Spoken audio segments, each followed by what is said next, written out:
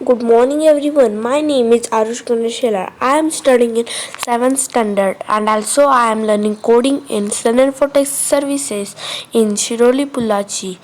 I had made one project named Variable of Shape. In this project, I had written all the formulas of perimeter of square, area of square, perimeter of triangle, perimeter of rectangle, area of rectangle, and circumference of circle.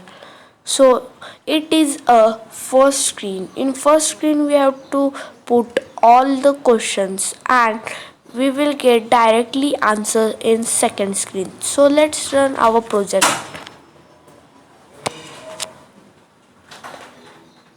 So here is a second screen. So as you all can see here all answers are written. We can do all type of calculations in Python. Thank you.